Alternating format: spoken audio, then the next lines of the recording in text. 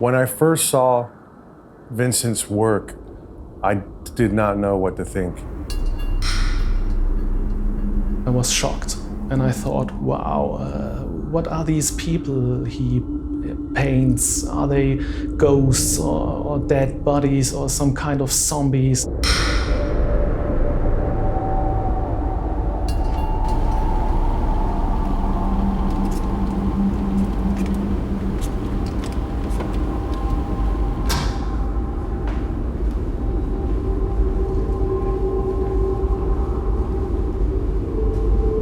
And then you start getting into the fact that the actual paintings are done in blood.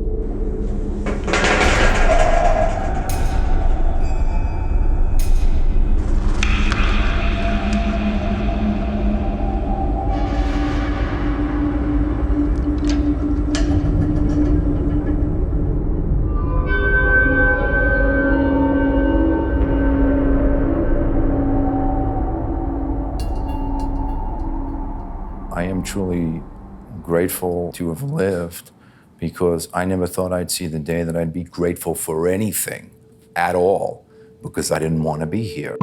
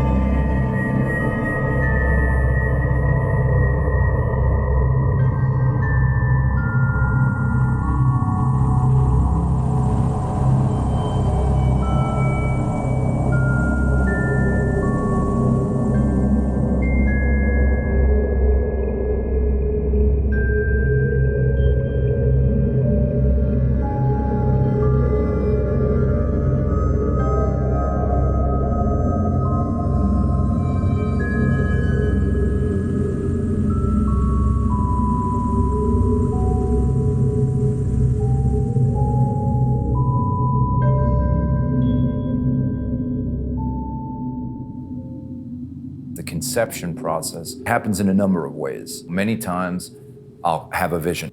It's literally just an image that pops into my head and I'm like, that's powerful.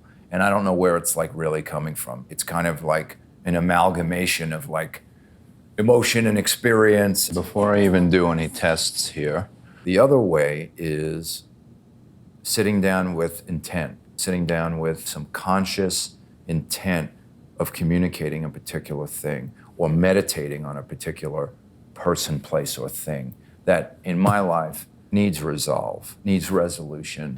We're gonna drape this one over this way. I've always worked for models. Generally, they've been friends. I think he just needed a male model in a pinch, basically. And he asked me one day, can you model for one of my paintings? Okay, be dead. The models are photographed.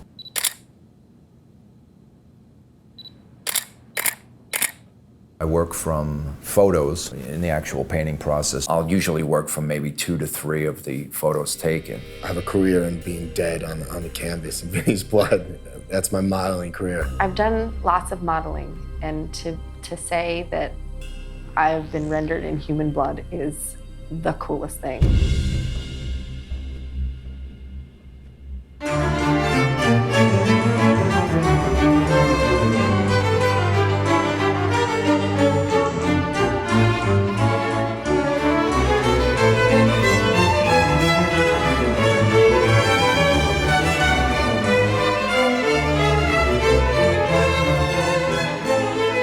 When I first started collecting the blood intravenously, I attempted it myself. I could get away with it once, and then there are some times when it's just not so easy because if you don't get a good flow, if you miss, or if it slips out of the vein, you gotta do it again. The tubes need to be switched out, so it's just easier to have another set of hands to help and to switch it out. For several years now, I've had a registered nurse that helps out, and she collects the blood for me. It's collected into vacutainer tubes. They're generally 3 milliliter tubes, and they're treated with an anticoagulant on the inside. The blood is stored in my refrigerator. It needs to be cool. I work from around 5 consistencies, stored in plastic resealable containers. The first consistency is mostly water with like 3 drops of blood, a little more blood in the second consistency, and so forth through just the straight, opaque, concentrated blood. I work from 5 to 7 brushes at a time in a particular painting. They're all pretty fine. They're all rounds. The ingredient in blood that allows me to use it as pigment is iron oxide. And iron oxide is the same thing that is in sepia paints.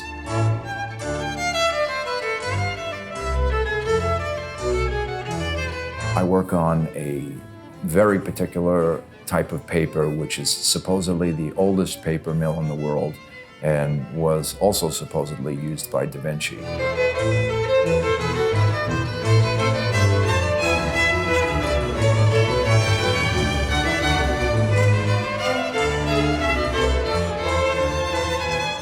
I like to develop everything gradually, because doing it gradually like that and putting all that detail into it right from the beginning, it really sets the tone for a piece.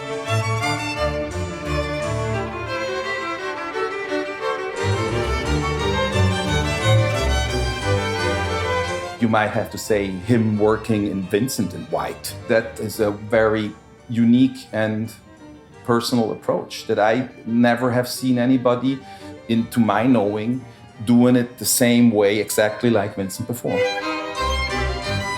I am working on a white surface and working with a red pigment, and there's no taking it out. There's no white paint that's going to be going over it. The white is also not worked with as a regular white in a lot of terms. It's not white, it's not a black screen. It's a white screen where he paints on with his blood, you know? So the light has to be, in a lot of parts, already envisioned in it.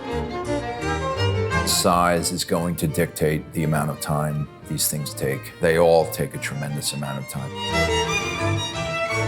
The larger paintings have taken almost 4 months. Some of them, the backgrounds have more work in them. Some of the backgrounds are simpler and have more silhouetted shapes.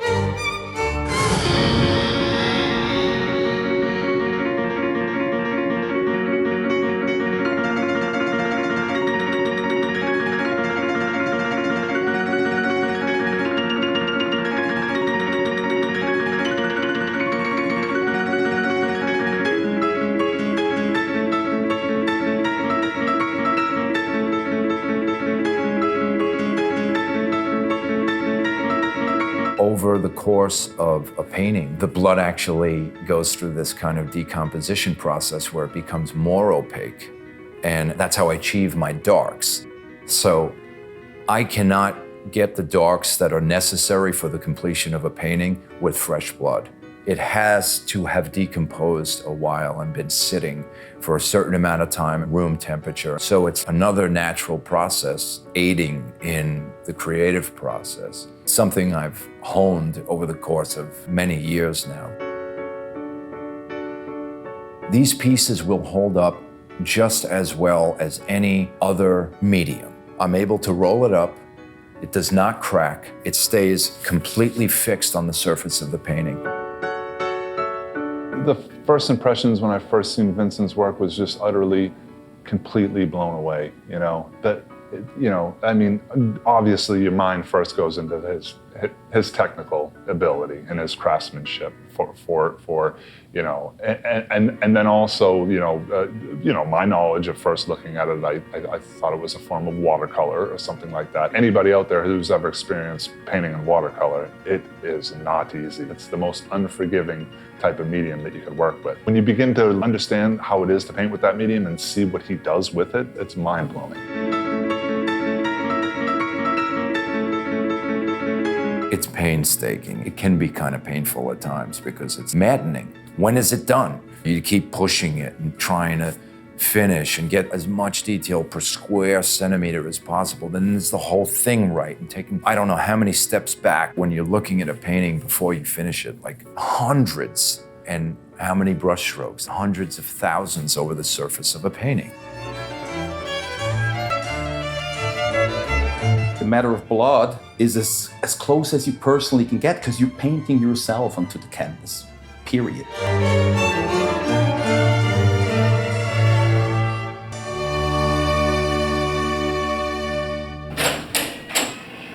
Hello.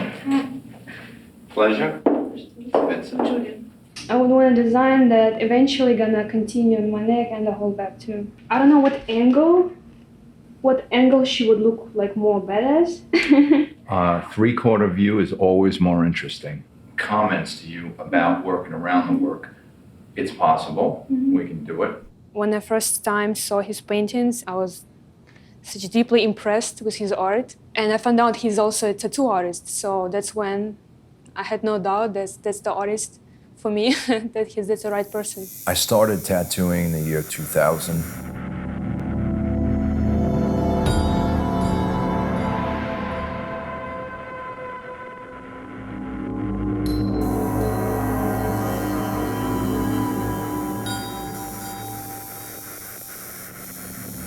I made a living.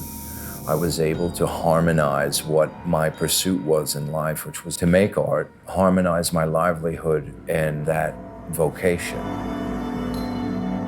You see something online, it's one thing, but you see his paintings in person, they're just completely impressive. Yeah, I'll continue to work on that and send it to you when I have it. Thank you so much for your time, and I'm Again. very excited. Likewise.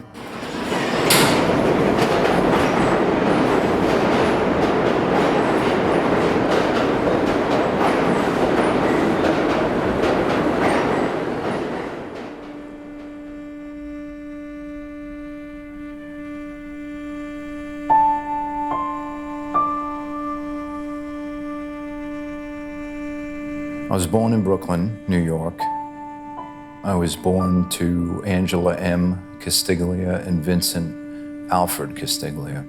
My mother took me when I was real young. I don't think I was even a year old. They had been married for many years and it wasn't working for quite a long time. I grew up with my mother. She had full custody of me and I saw my father on weekends or when he could. My relationship with my father was strained and distant at best for a long, long time.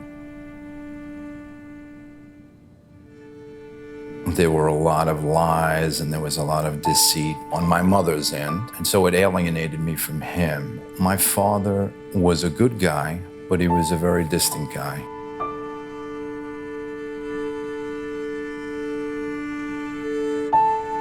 What I can say about my mother is that, first and foremost, she was incredibly, incredibly ill.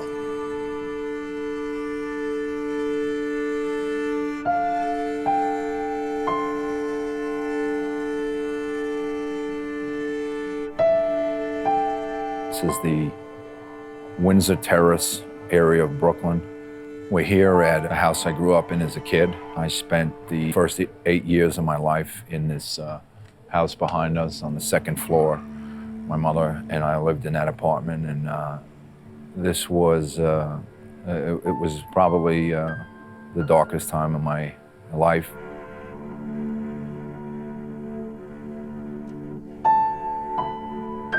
There were several incidents of trauma in this place that were really during my formative years.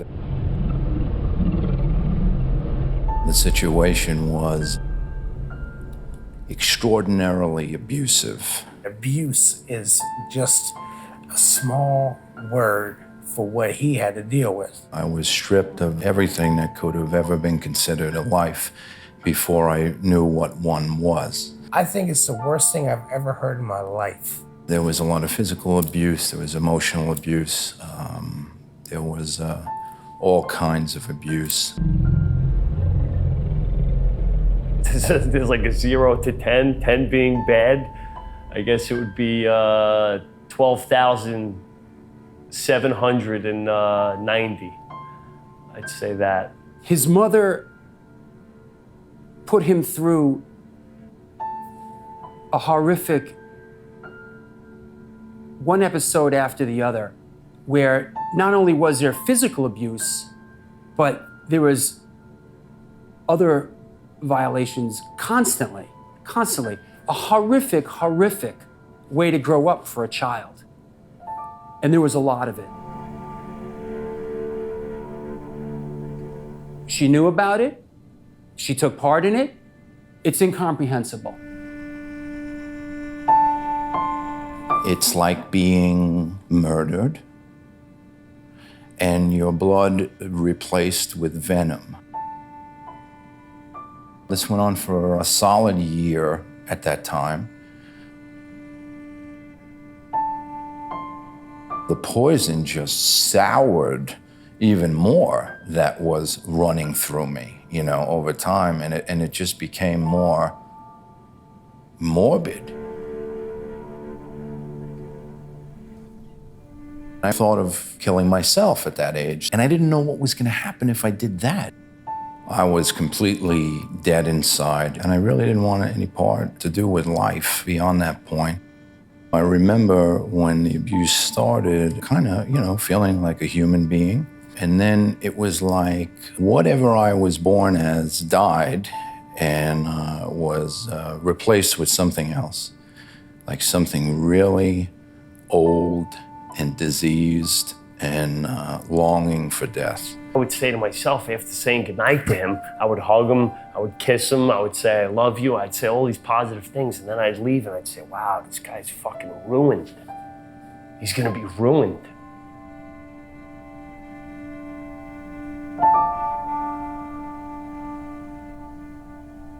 As soon as I could hold a pencil or a pen, I started drawing. Really, it started because it was the most effective way for me to disconnect from everything that was going on.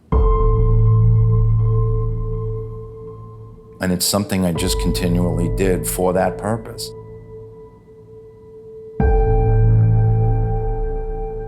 And then I think I actually started feeling like I might be kind of okay at it. And that's how it just progressed. It wasn't nurtured. We lived on the second floor of this house. This was the house that my mother's hoarding really took off. To say she was mentally ill is just, to me, that's scratching the surface on her illness. The junk started accumulating. Her OCD was off. From the beginning of my life, it was like that. But now it started with stuff. The house looked like something out of a horror movie. She would be shoving empty containers of food with crust of stuff in it in drawers. You didn't know where anything began and ended. She couldn't part with anything, not anything. Filthy, disgusting, it smelled. There was stuff in there that was years old and rotting. The maggots would squirm on the walls in little clusters. Dead mice. It was infested with mice. Some would die, and she wouldn't throw them out.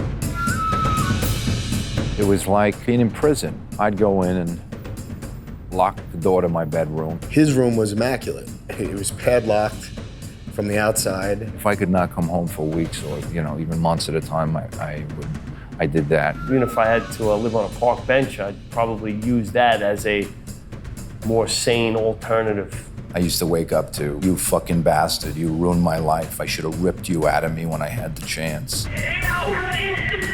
And I was telling her to stop, and she wasn't stopping. And I lost it. And I put my hands through like everything in the apartment. And that piece got stabbed a few times.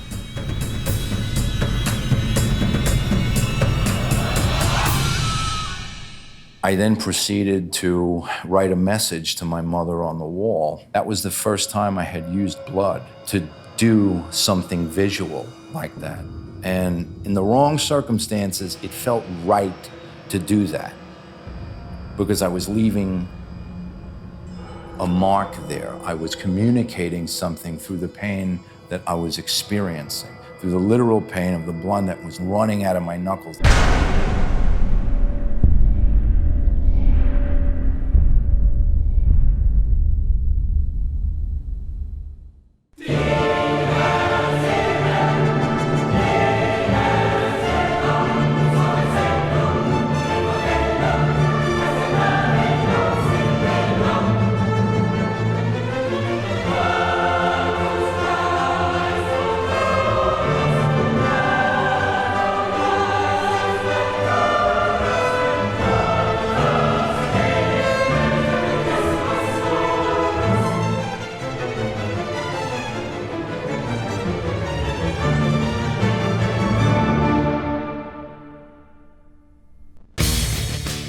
You look at Vincent and he's tattooed, he's got his neck tattooed. He looks like a pretty like dark, kind of a scary dude. You know, if you're like walking on the street, you see this dude in the middle of the night and you're like, oh man, this dude's kind of a scary guy. I don't really want to fuck with him. But you know, deep down, Vincent he's just such a sweet guy and he's like has such a huge heart. When I met him, I knew immediately that I wanted to photograph him.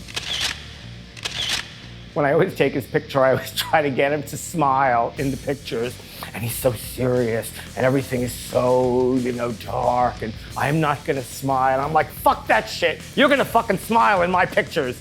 I don't know where all that just came from. What was the question? I think Vincent is so beautiful. I love the shape of his head. I love all of his tattoos. I already did one portrait of him. There's a tattoo that just kind of goes up part of his head, and it's just really kind of beautiful. And he's just the kind of man that I like.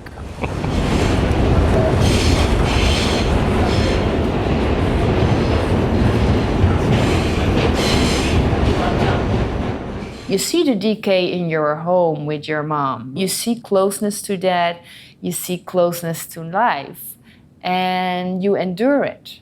And I think many people that experience life and death in different ways, but as a child, maybe there was not a real life threat, right? But you don't know that as a child because you see other decay, and you might portray that on yourself. It's amazing how he already came out of that as a normal human being, right? If you think about it. If you could make a booklet, how does an artist survive based on the negative experiences he has? Vincent is example number one. So I would do these very delicately rendered, cross-hatched and stippled pen and ink drawings. Once I identified and started conveying that imagery, the next step was the medium. Pen, acrylics, oils, it's all man-made stuff. It's manufactured, it's coming out of a tube or a plastic thing, I always just felt a disconnect with that stuff. And I started incorporating my blood into these drawings as highlights, because they're all figures that are kind of dead or undead, human figures. Those pieces were very accurate allegories for my life. The blood would accentuate different aspects of the pieces, and that's where I started beginning to find catharsis in the work and in the shedding of blood in a positive, constructive way. I was expressing materially what I was experiencing internally. And that's how the process really started. And I fell in love with it.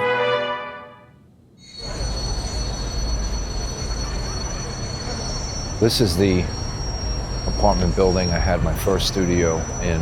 I was sandwiched between these two funeral homes. The time spent here was at once a very inspired time, but it was also a kind of conflicted time as well because I was dealing with my own personal demons. Slowly but surely, I noticed that there was like a change going on with him. Drugs made him escape that pain that he was in. I was waiting for something to numb me. By the time I reached 13, it was all over. I was doing nearly everything under the sun. Tripping on acid, snorting coke, taking ecstasy, doing every pill imaginable. The drugs, the violence, that was right at his doorstep. Brooklyn's a pretty rough area.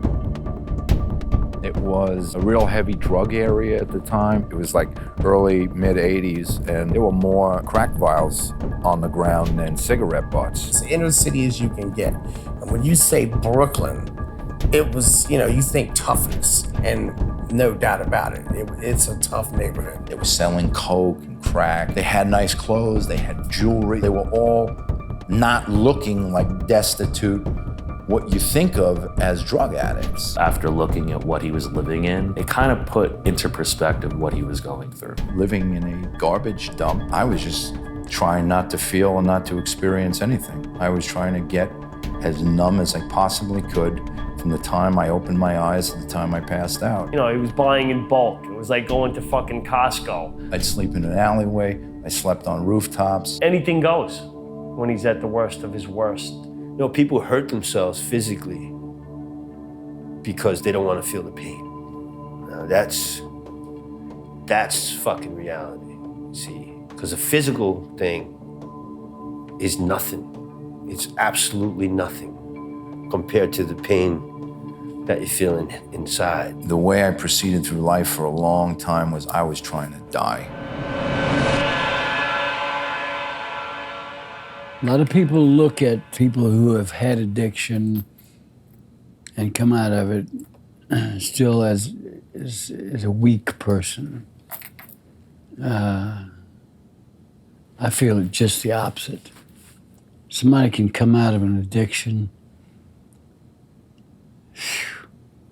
They've hit one hell of a home run because it is a low place to crawl out of. It is a deep, deep, ugly, cold hole to dig yourself out of. And I know because I did it. The painting was just beautiful. It just captivated me. And when I heard the story of what it was, I was just amazed because it's one of a kind. You walk in the shop and there's something just jumps out at you and says, buy me and take me home, because if you don't, you're gonna be sorry. And that's kind of the way I shop. It's just that a lot of things jump out. At the time, the whole thing just grabbed me. After I got it home, I saw this new thing, and I saw this, and you know, I thought I had seen the whole painting, but oh no. Yeah, I'm still finding new stuff in it, you know. It's something else. Different things represent different things to different people. Something that means something very peaceful and very soothing to one person may seem like just something terrible that they'd just rather forget. I love skulls. A skull is not a bad sign at all. Everyone has one sitting on their shoulders. I decided at one point I could work in blood only. And how much more powerful would that be? What about like using a brush and doing bigger pieces and maybe looser pieces? That's how it initially began. And I did my first few paintings that were entirely blood, no pen. I started working with diabetic lancets. I didn't need so much, and I actually used to work out of these spoons. Those were my little containers. The problem with that was it would congeal, so I'd have clots in it, and it lent to the process at the time. It was like part of it. And I opened his refrigerator one day to put water in there, and there's nothing in it but 2 vials of blood. And I'm like, Vinny, what is this?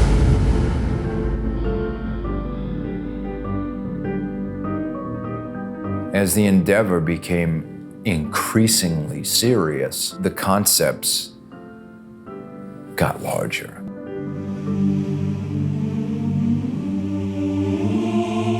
Stings of the Lash was the embodiment of this pivot point for me in my life.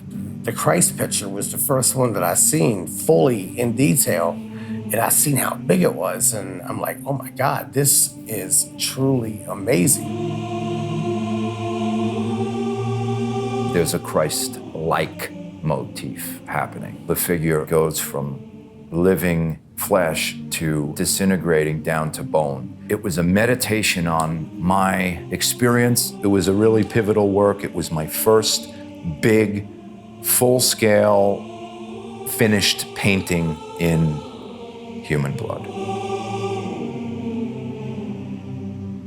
It's not a religious piece. I'm not a religious person. I don't identify as anything. There are certainly iconographic overtones in the work and a kind of religiosity to it. I felt like I had just started to begin a process that was transformative.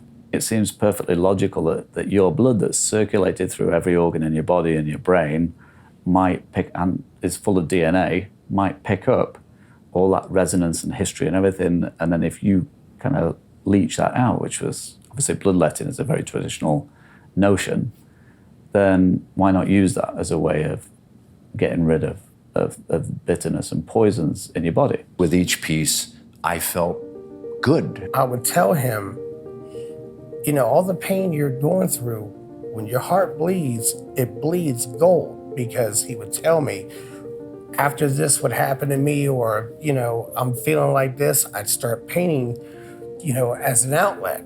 People usually do that verbally, and they'll go to therapists and talk and release all their verbal diarrhea that's in there, their poison. But Vincent did it through his blood. For lack of a better word, I mean, it was kind of magical.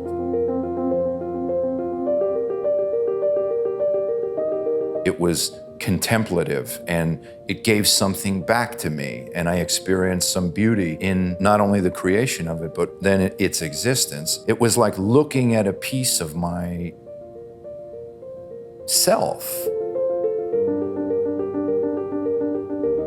that would not have been visible had I not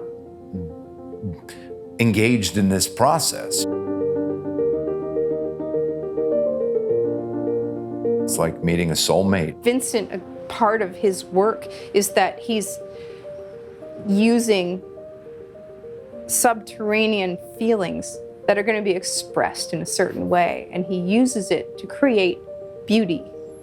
And that's what I find moving about his work. Bottling so many things up for so long, desperately trying to find a way to communicate it in however I could, translating my internal world into a physical form that was essentially a window to the soul. Every one of these pieces are a piece of him. I don't think he just means that, you know, in an aesthetic blood work sense, but like really the emotion behind it. You know, there's every time I think he puts blood to paper, I think a part of him, those memories, that pain, like kind of escapes with it. Something has affected you so much, and you're going to express it artistically. It's affected you so much that you're going to take your own blood, draw it, and paint it, man. It's intense. I think the healing and nurturing qualities of his art comes through the expression of the art itself. That is an act of healing. It was the completion of a conceptual circle, human blood being used to render human figures.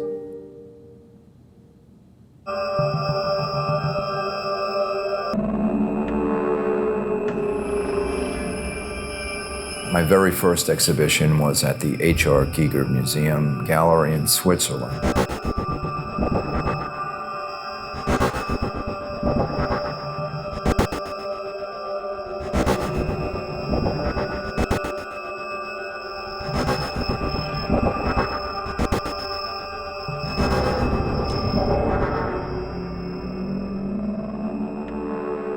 I cite that as one of the best moments and experiences of my life. Giger was like a god to me growing up. It was like a dream come true.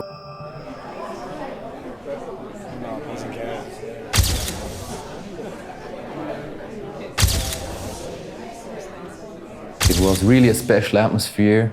I think they feel that paintings. It touched people in the heart, really deep.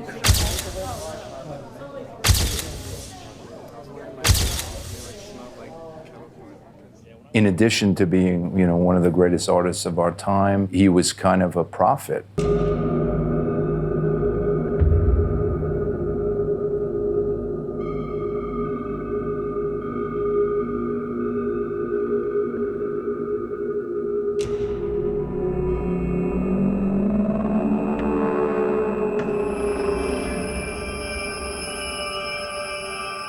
Vincent will stay unique. It's similar to Giger in that way that he opened the door for other artists.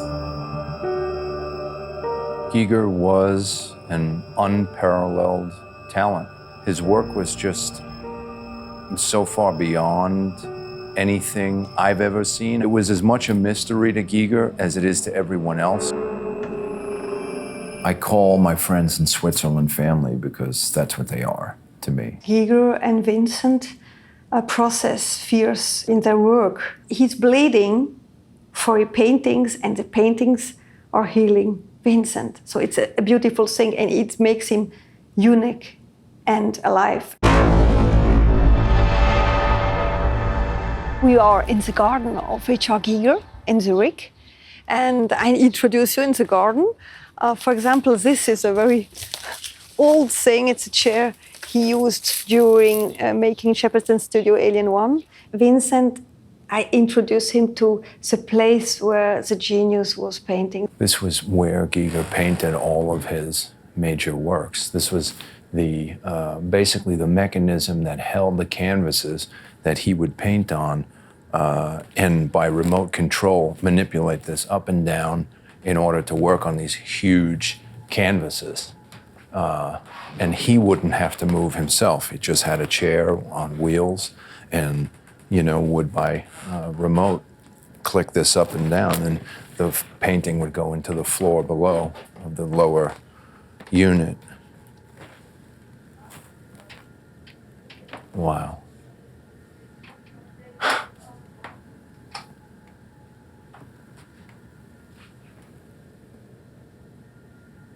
Unbelievable. I realize that a lot of people in the public are shocked when I say Vincent is drawing with blood. They think, oh, it's just a sick man. And I try to explain, no, for me it's not sick. Blood is alive. And when you paint someone with blood, you will die, but the painting will survive. It's for me like a symbol of immortality. H.R. Giger, it's a close friend of mine. I used to work for him or together with him, I think almost 20 years. I think Vincent was really inspired from H.R. Giger. He did some tattoos. He's one of the most famous tattoo artists who does H.R. Giger designs on skin from other people. You can see that also there was existing a strong friendship between H.R. Giger and Vincent. There is a kind of similar way they think about art. H.R. Giger did go into himself with the most of his artwork, and it's really similar to Vincent's. Having been acknowledged by Giger in this way meant like so much to me. To be embraced by Giger and Carmen and everyone out there, Alf and Sandra, it was kind of maybe where life started for me, and hope and the feeling of a chance began. Vincent processed his fears through painting, and without painting, I mean, it's the most important thing for Vincent to paint, to be alive.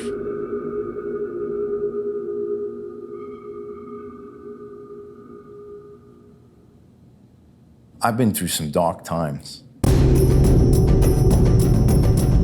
When I was 8, I was hit by this car. My left leg was mangled. Both of the bones in the leg, the tibia and fibula, were protruding the skin. It got gangrenous. They told my mother that they were going to amputate my leg. I remember laying there in that hospital bed. I couldn't describe the agony. Like I was clawing myself, like bloody, in other areas to divert the pain from my leg. Doctor from another hospital attempted to save it and did. I had a hip cast for 6 months. By the time they took it off, my leg was half the size of the other because the muscles atrophied.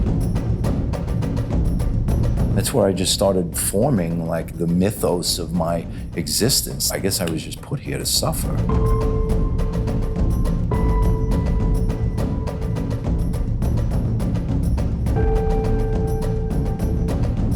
Whatever images he is able to put on to a canvas, without a doubt. His childhood plays a major influence on that. You can just see it. People, they got limbs missing, there's bones. I had gotten jumped. My jaw was broken on the same side of my face that I just had the dental surgery the day before. I woke up in this puddle of blood. I lifted my head up off the floor and my bones fell out of place. So I proceeded to hold my face together and walk home. And I was streaming blood from my nose. I was having these really stabbing pains when breathing in. He told me he had emphysema. I thought that was strictly categorized for old timers that were smoking for 900 years. And here he is, he was in his 20s with emphysema. So this guy, I mean, his drug use could take him off the count. He would call myself and other members of the band in the middle of the night, essentially to say goodbye. It would happen a lot. I remember one night I received a phone call from Vincent. I was really scared. I thought he was gonna die. He was out on crack binge, heroin binge, you name it. He had given me passwords to his online calendar, in case he was to die from this relapse. He basically was asking me to take care of post-mortem. For 3 days, Vinny would call me periodically throughout the day. It'd be 7 in the morning, 7 in the evening, 12 noon. And I'd hear him destroying himself. And I finally said, you know what? Fuck this.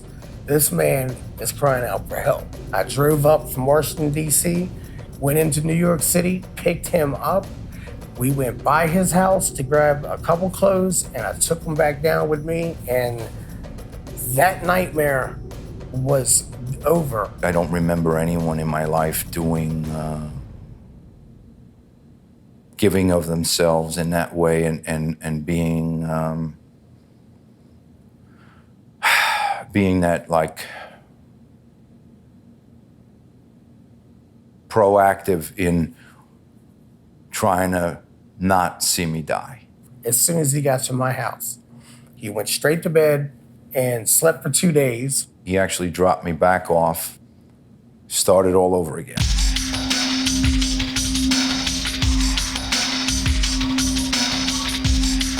He just showed me all those wristbands from the detox. You get a bag like this of detoxes, maybe a couple psych wards, I ain't sure. I would use and I would get sick and I would get clean and I would do it all over again.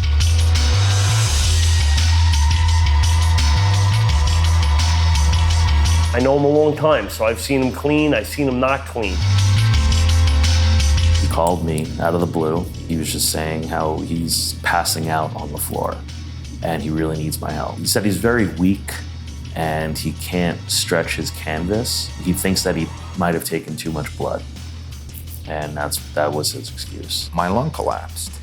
Any regard for his physical well-being, well, then he winds up in hospitals and he winds up getting surgeries and he winds up with lung issues. It's called a spontaneous pneumothorax. This was the result of me using and smoking and damaging my lungs. He will not stop until he's hospitalized. My way of dealing with things was auto-destructive. I was self-destructive. He's had surgeries and he's explained to me the surgeries.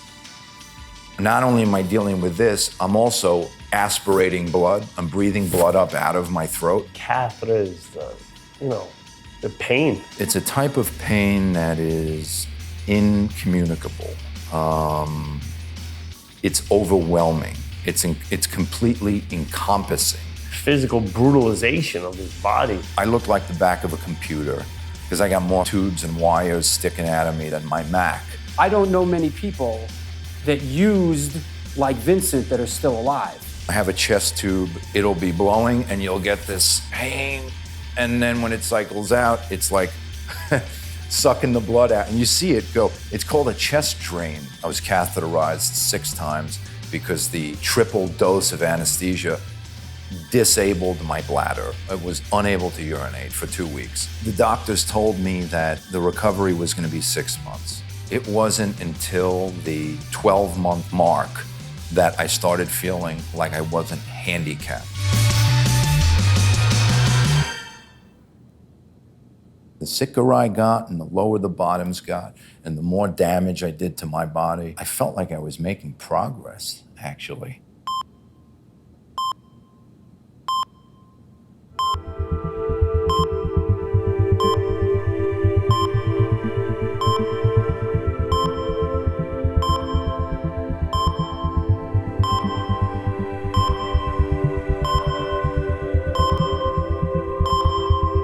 People say that about plastic surgeons, that we're artists. And I guess to some extent we could be.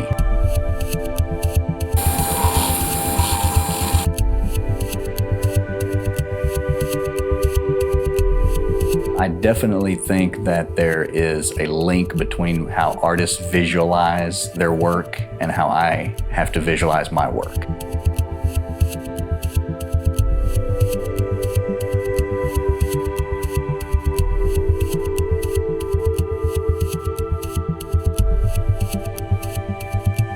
I simply said, hey, I do this for a living, and do you ever do commissioned work? I would love to commission a piece if you do.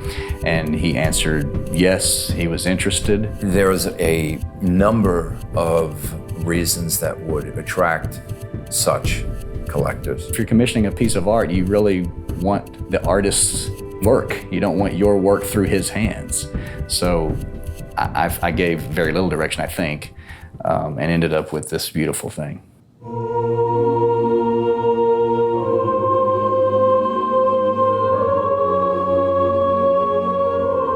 The work is so anatomical. Told him I wanted an attractive female face on one side and then let that flow into what you normally do on the other side. I like Gothic architecture, so maybe some arches. This Gothic arch is beautiful. I love these things, as you can tell by walking around here. And I think all I said was maybe a Gothic arch if you can.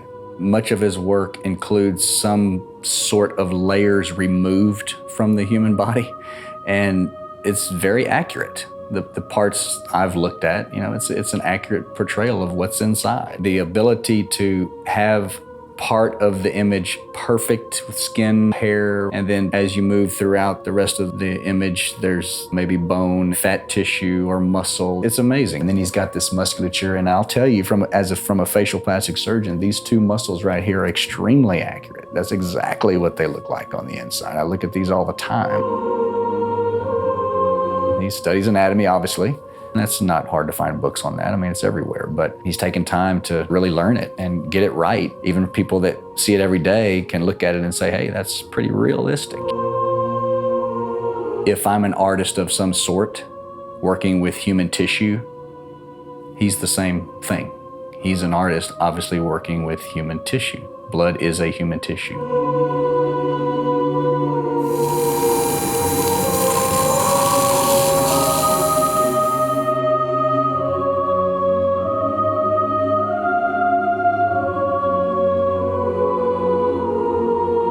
I bought my first original painting from Vincent called Vivisection. I also had it on Synchronicity too. And of course the painting of my wife, Marilene. I wanted to surprise my wife with a very special present. And the first thing what came up in mind is to have Vincent making a portrait of her. So I contacted Vincent. On top is her name in rune signs. And on the bottom is the day of birth.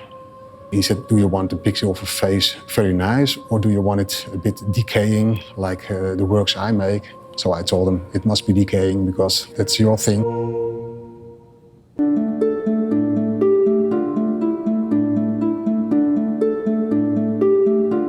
You can see the shadow of the wheel on the side guard. I love that. My name's Jeff Beverly, and I'm sitting with this great piece, Feeding by Vincent Castiglia, which I love.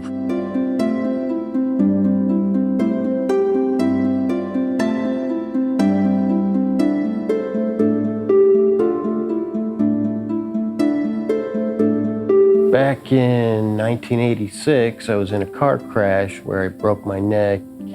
We were 4 of us in the car, and it was 2 a.m., 3 days out of 10th grade.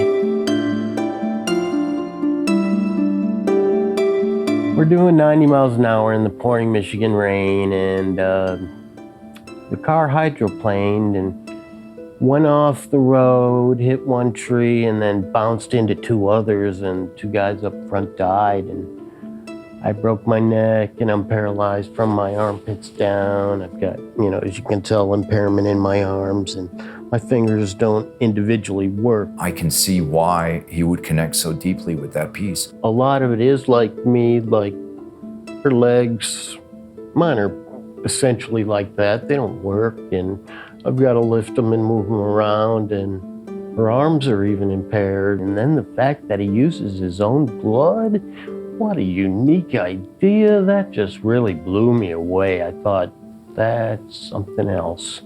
That's taken art to a new level. That is very, very cool. That he would do this woman decaying up, and she's feeding a baby.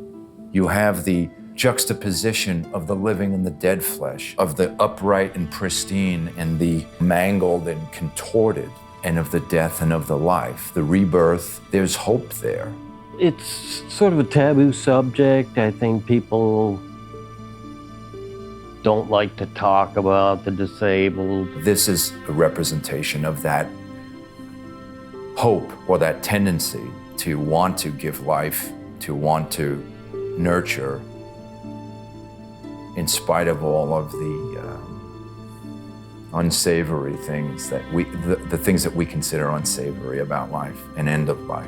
A wheelchair is not a very common piece in the art world. It's not very often do you see a woman in a wheelchair like that. I just like the disabled factor in the artwork.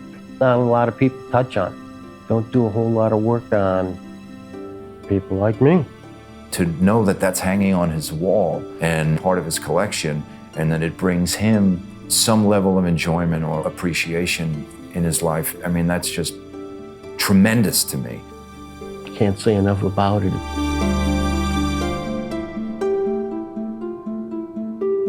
I feel, so lucky to have this piece.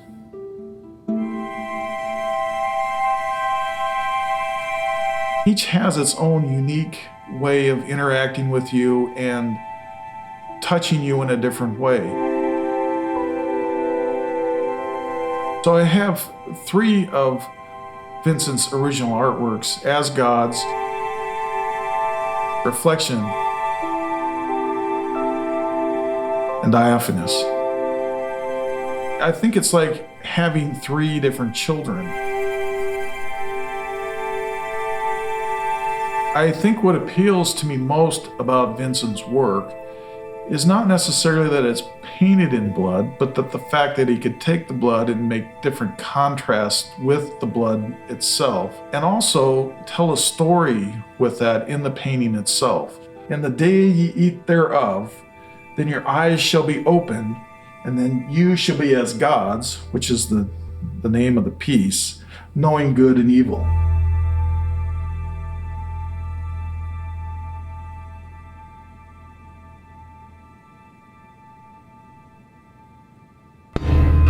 One of the things I realized when I was in prison is they can take everything from you. At one point they chained me to a chair and forcibly shaved my head. They took my clothes, they took everything from me. The only thing they couldn't take was my skin. You can see it, it's right on the neck. I wanted it in a really visible spot. It meant even more that Vincent did it. He's been in my life pretty much for as long as I've been out of prison. I didn't have bars, physical bars. The bars in my prison were here. The subject matter he chooses, the pictures he paints, I can understand how it would be emotionally or psychologically upsetting sometimes, especially when you combine in the medium that he uses when he's painting. But at the same time, his work is meant to cause contemplation, introspection, things like that in the viewer. It's not meant to be something that you look at while you're sitting in the doctor's office. That is the very first time that I've ever modeled for anything in my life. I believe absolutely that one day Vincent's pieces are going to end up not just in the homes of private collectors, but I think there will be museum exhibitions of his work. So to think that one day you could walk in and see your portrait in a museum exhibition, it's one of those things that's kind of too big to get your head around in a way. Obscure antiques and oddities. This is our shop here in East Village. We deal in the unusual, the bizarre, the strange, the curious.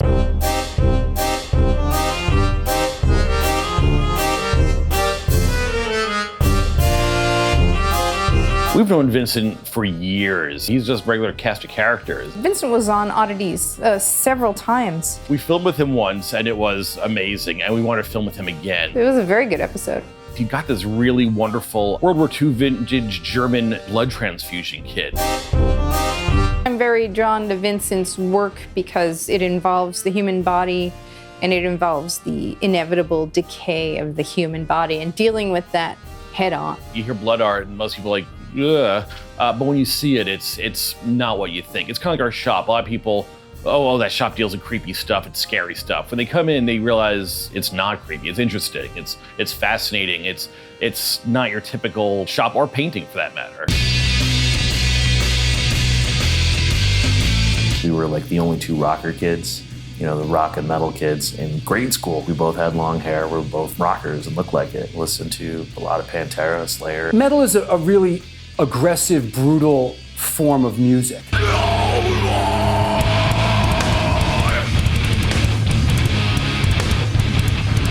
I was singing for a band called Human Decline at the time. Vinny tried out for the band for guitar.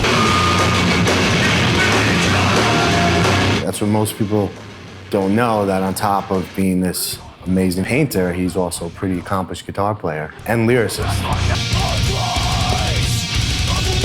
Metalheads love blood and gore.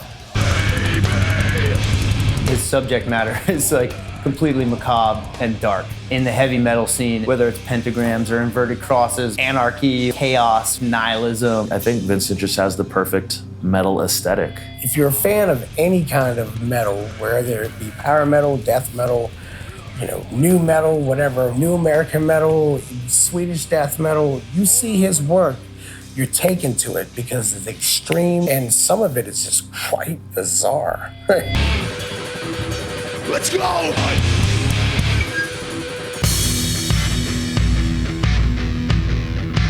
How could I not be infinitely honored by the Triptychon portrait? That's a once-in-a-lifetime event. That something like that is created and with such dedication and thought, of course, that is an infinite honor for me and for the band. I didn't want just any band portrait. When Vincent and I talked about the possible collaboration, I mentioned the idea of portraying the band instead of a photo on the album. There's a big occult influence there, a lot of occult symbology and philosophy embedded in the music. So I wanted this to be a magical symbol. The fact that Vincent didn't just sit down and create a painting, but he actually interviewed us and wanted to know a million details so as to create a painting that actually represents us deeper than just visually. I was doing a scan of their aura as well, you know, it was about their lives. That meant a lot to me because that's exactly what Triptychon was all about, all the lyrics and all the symbols on the album. Based on their personality types and their traits as humans, as I could interpret it, I correlated those to particular seals. It wasn't just about putting some songs together, you know, jamming. It was a much deeper album. It had an immense amount of meaning to me. Each member had their own seal, which was a magical generator in itself, and formed the outer total seal of all of the band members, which had a symbol in it itself. Vincent's contribution is a huge part of that, because it's not just created because somebody ordered it. Heavy metal dudes are like some of the sweetest, most genuinely nice people you could ever meet. You know, like 9 times out of 10, I meet these dudes and they're like fucking showing you pictures of cats. I have 2 Egyptian mouths, Balthazar and Lucifer. They're like my children. They just mean so much to me, and I just love them.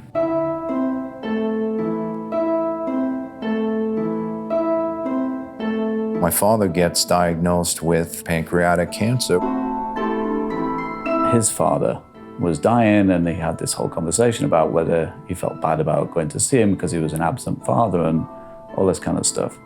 So we had like a really interesting conversation about whether you should, because it's somebody's dying wish, or whether it helps with your guilt or helps you go through the process. I was constantly on the phone with him when I couldn't be there with him. He was very vocal about all of his symptoms. I gotta get myself back on my feet, Vincent. I gotta keep going. I gotta keep going with this thing. Tomorrow, the first thing I gotta do, I get a chance, I'm gonna go to the drugstores here, and I'm gonna get those socks. There's no special name for them or anything, just socks. They're called... Just to put it, make them tight enough. They're called compression socks. They're what I used when my legs were swollen from the drugs.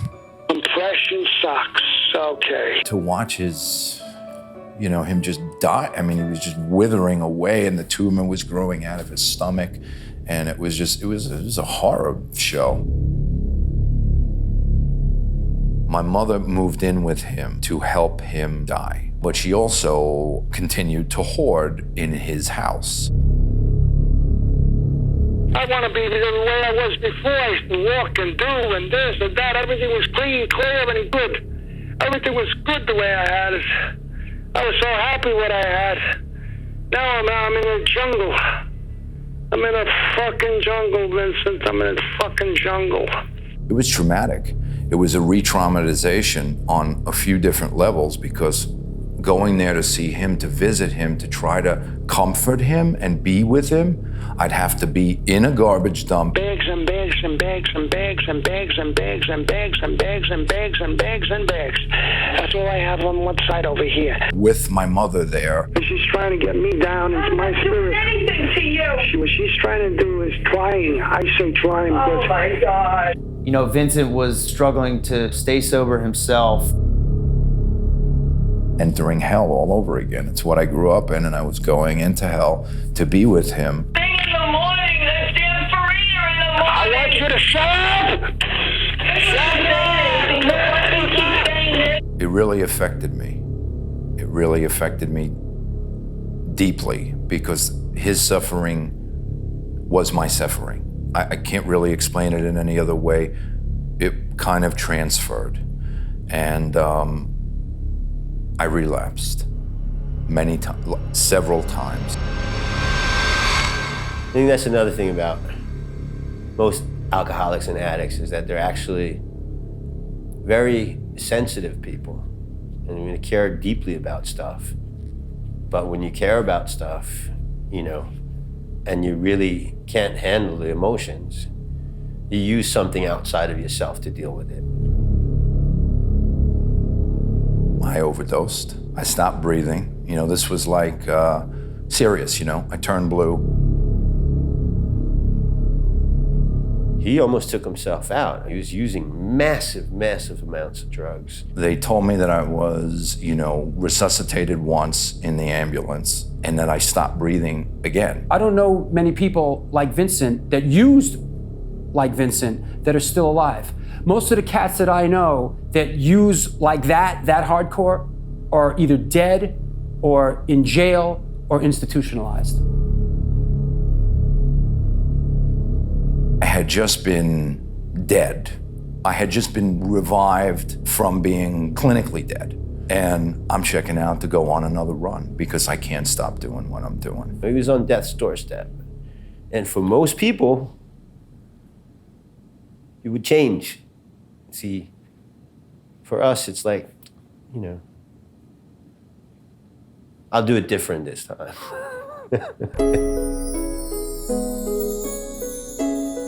Over that 2.5 years, I was there for him. And I would sit there when he'd have his chemo pumped into him and keep telling him everything was gonna be okay. And I'm not a liar, but I knew I had to do that for him, because it's what he needed.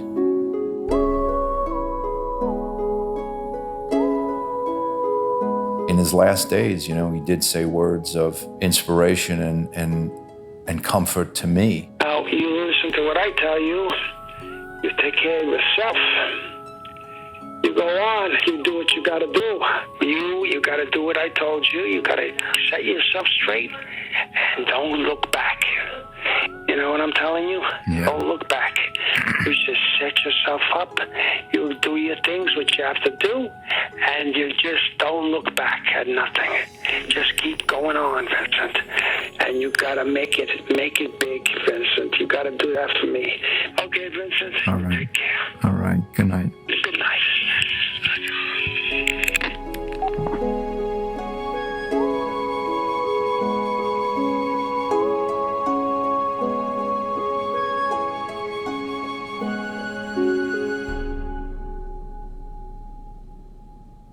His paintings did strike me as very fragile. For quite a long time, I had the artwork as a headpiece over my bed, over my sleeping place. So whenever I went to bed or whenever I got up, sleep was hovering over me. What drew me to the sleep in the first place is its quality of being timeless, in the sense of that it is a personal piece of artwork, some personal expression of the artist, and at the same time in line with the classic tradition of art, as classic as it can get. The La Pietà, the Michelangelo, Mother Mary holding her dead son, it's got the same quality. And of course, it relates sleep to death, to its bigger brother, where you will have the eternal sleep. And it's got this timeless quality and serenity and peacefulness to it. For an artist to capture both sides and in such an intimate but still classic approach, this is, to me, a masterpiece. You lose your father, and then 6 months later, you lose your mother. When my mother passed, I didn't know what to feel. I felt. I wasn't sure what I was feeling. They weren't close. Vinny has resentment and every right to have it, but it's still his mother. There was a liberation from the bonds of the old resentments, the old stuff, It was almost like a cord was cut, something snapped, and it was real. It's understandable that when his mum died, it was a release. I felt bad for her, I understood her frailty. I saw her in her brokenness and in her inability to cope, her inability to really function on any level. I could no longer in any way harbor any ill feelings toward a person that doesn't exist. And whatever she is and wherever she is, I honestly wish her well, because I understand now at this point that she suffered too, tremendously. She suffered in her own personal hell that she lived on a daily basis. There were actions and events that separated us for the rest of our lives, and in a way that could never really be repaired in life.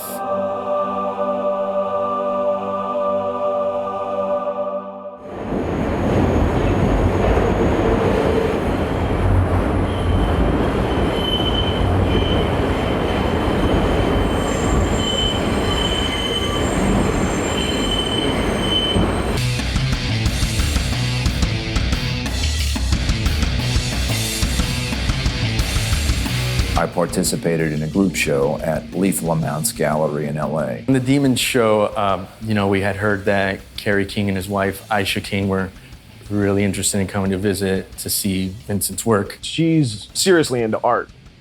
When she brought his name up to me and told me what he did, I'm like, really? Let me see that, and dug it on the spot. It was maybe about 40 artists, and Vincent was sort of like that highlight. The name of the painting Kerry owns is the Madonna whore. It's what people do with pencil and pen, and Vincent's doing it with his blood, and I just think it's amazing that that's blood and it's art. We really tried our best to get Vincent in the sense of we knew that was, that's hitting the ceiling as far as that style goes. It's compelling, it's taboo. I bet there's a lot of people that don't want it just because it's blood. Me, on the other hand, I want it because it is blood.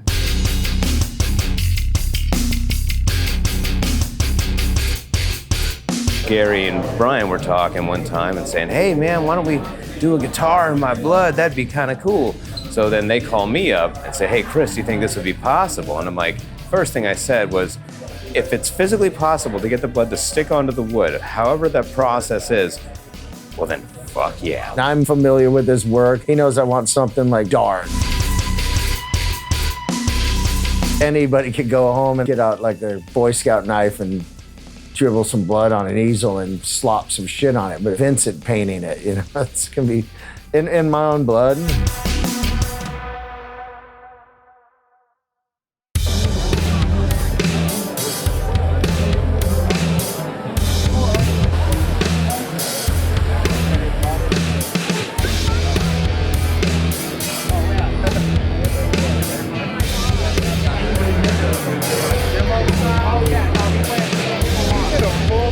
Pretty cool being in the baddest booth in the entire show right now. This is what it looks like. Look at that thing. There's a little bit of detail in there. 100% Gary Holt's DNA. I don't want to chip it off. I could be framed for murder at some point.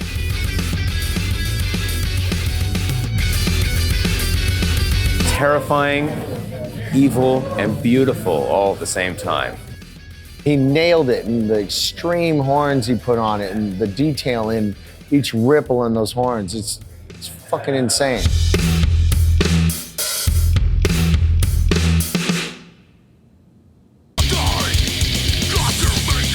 People use that word, they like to party or whatever. It's not a party for me. It's a massacre. There's blood. First, I started getting these pains in my lower back. And then I started urinating blood. So now I'm like on IV in this emergency room for an infection, and my kidneys are like shutting down because my system is just so toxic. Most people, you're pissing blood or you're shitting blood or you're hemorrhaging from your throat. You go to a doctor, you stop doing what you're doing, but no, we don't tend to do that. Vinny and everybody else that tries to get clean, they don't know relapse. They don't know what that is until you experience it. And sometimes you gotta experience it once, twice, maybe 3 times until you get the full meaning of it. I was released with all this antibiotic, and I continued to use for another few days. And then I was like, this isn't working anymore. And we reached that juncture in the road at a certain point. Do I want to live or do I want to die? I ended up in this social worker's office by pure chance. It's definitely something outside of us that saved our life. And this man really, I'm gonna say he saved my life, you know. Him, my sponsor, other close friends. When you have that connection, and you actually have a group of people that have that kind of connection, there's a way out. There's a lot of excuses to go there. There's just not one good reason.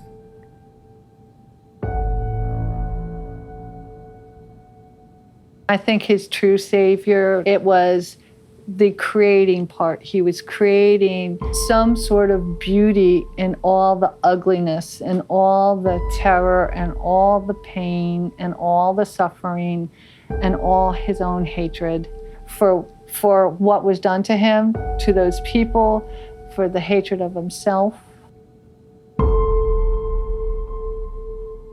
My clean date is January 23rd, 2013. It's not that you're not a drug addict or an alcoholic, to me. It's that you're a clean and sober drug addict and alcoholic. My recovery and my life is contingent on doing the next right thing for the right reason.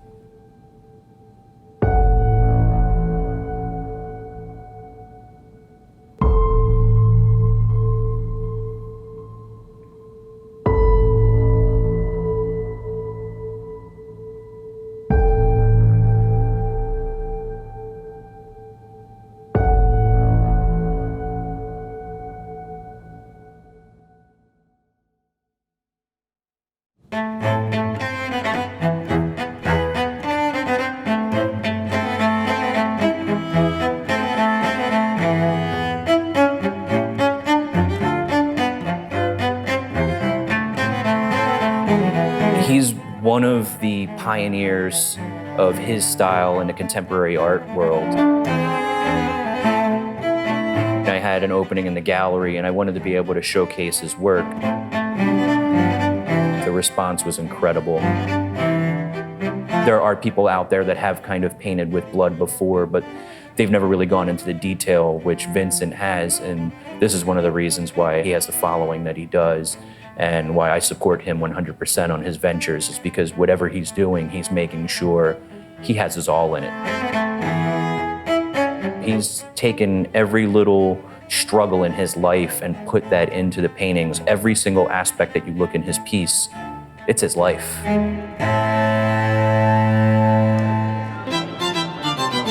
In the first place, we started these shows and the Museum of Porn Art to have a place where artists can be free. I thought it would be great for him to have a show with us. In general, it was very positive. People liked it a lot. But we're also kind of scared of it, I guess. Yeah.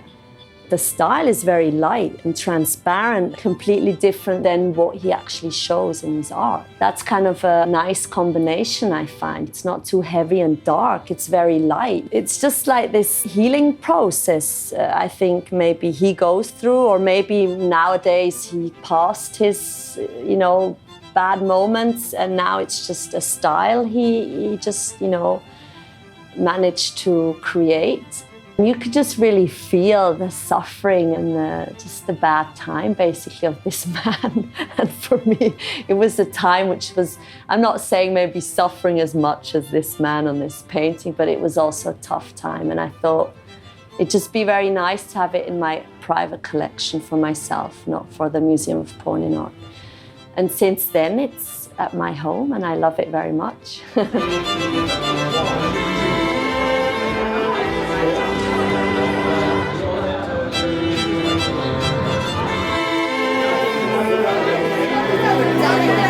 Starve for affection. I refuse your erection.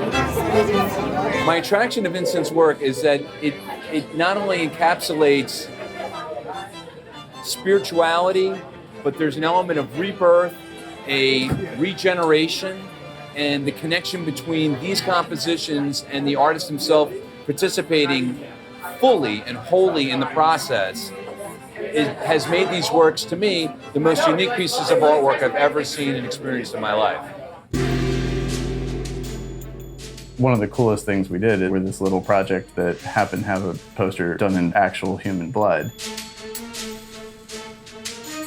Everything looks like it has a circulatory system going through it. It's always got this kind of veiny, decomposition happening that gives it this texture that, even if it was just ink, would still be incredible.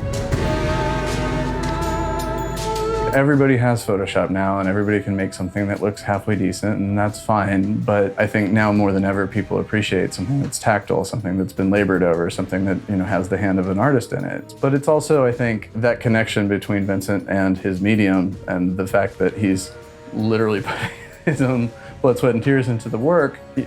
People appreciate that, and even if they're only seeing a digital copy of it, they understand this came from a place of somebody caring and literally putting himself in his work. He's the perfect horror poster artist, period. He's the demented offspring of Dr. Fu Manchu and the Incredible Hulk.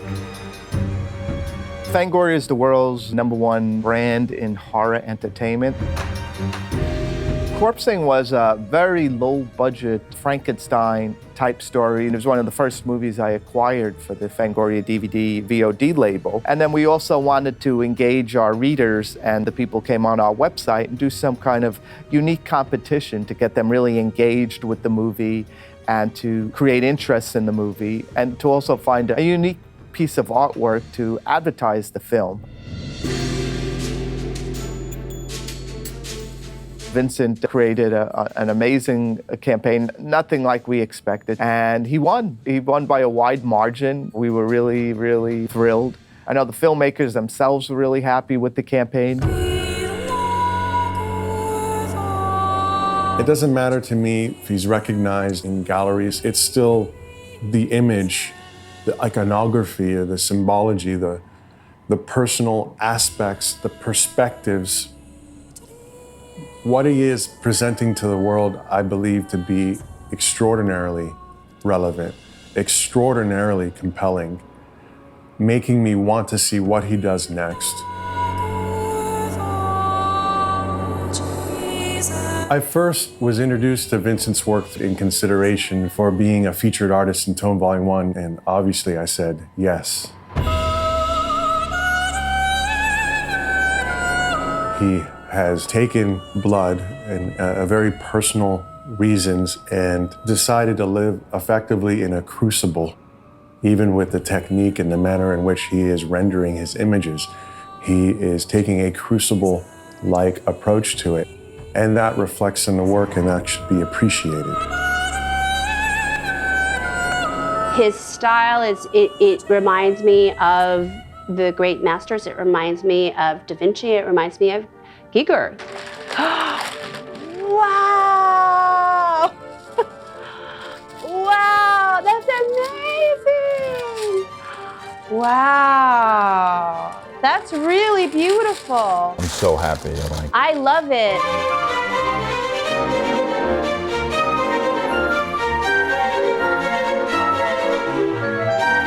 I really love sacred art. I love any kind of religious art. A lot of Buddhist stuff, a lot of Catholic stuff. I'm not either, but it all looks really cool.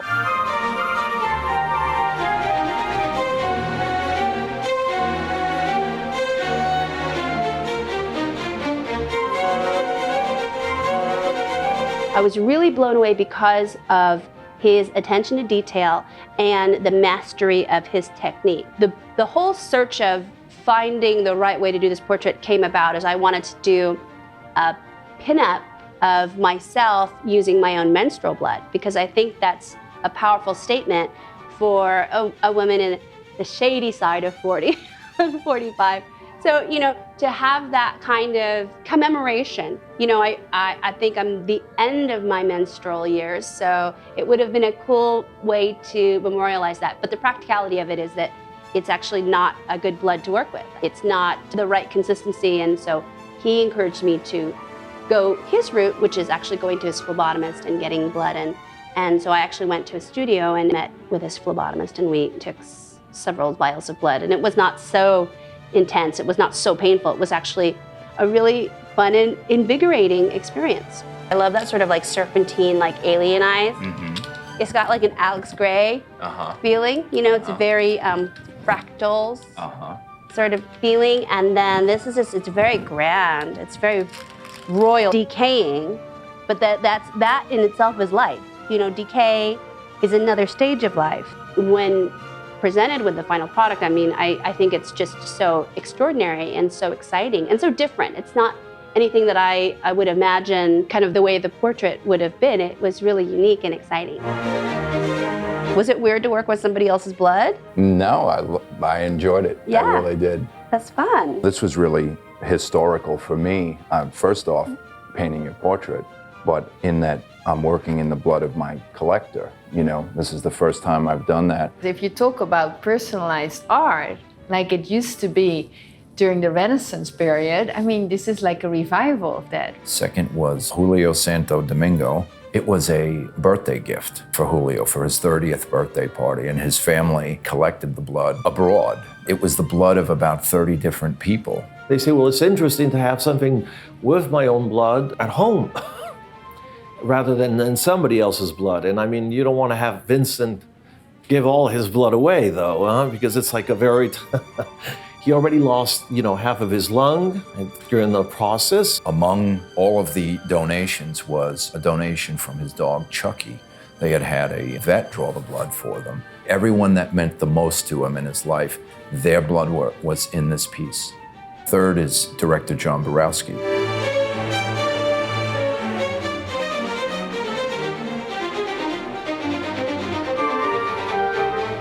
Looking at my own blood here in these vials it's fascinating to me.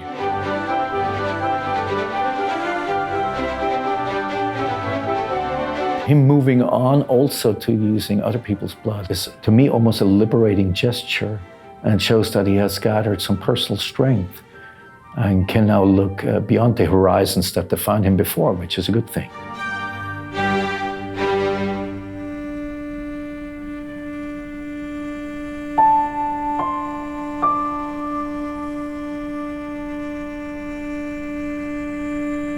Before a certain point in time, I didn't want to be here.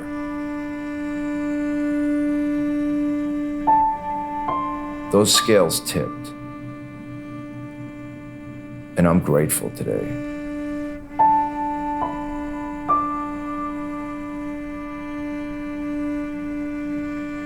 You can focus on the horrific shit in your life, and that's what you're gonna think about. That's what you're gonna experience. But you can always find something in every situation to be thankful for, to be grateful for.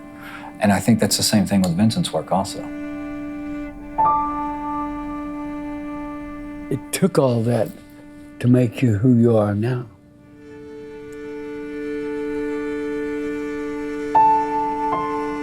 I look forward to tomorrow when I go to sleep now. I'm not in horror.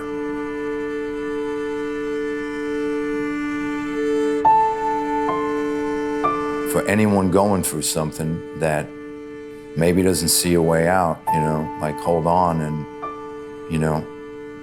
things get better. Things do and can and will get better.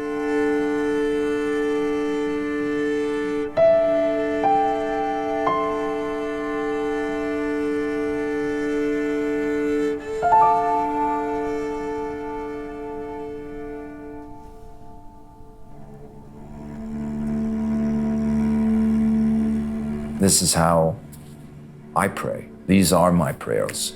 This is my sacred space. That canvas is like the altar, and I'm spilling myself out on that altar and giving a blood sacrifice in the name of art and evolution and personal progress.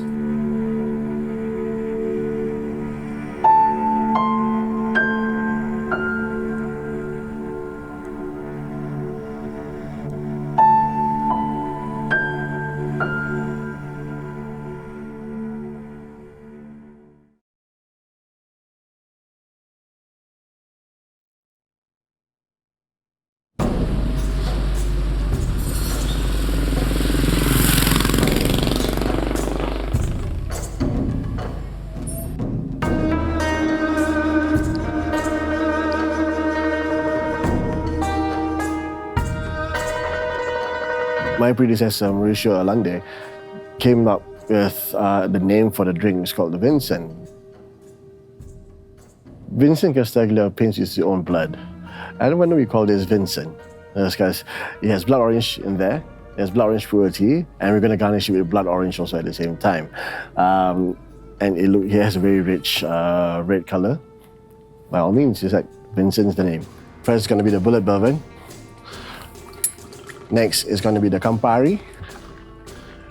The main ingredient for the whole drink is going to be the blood orange puer tea infused Kinato vermouth.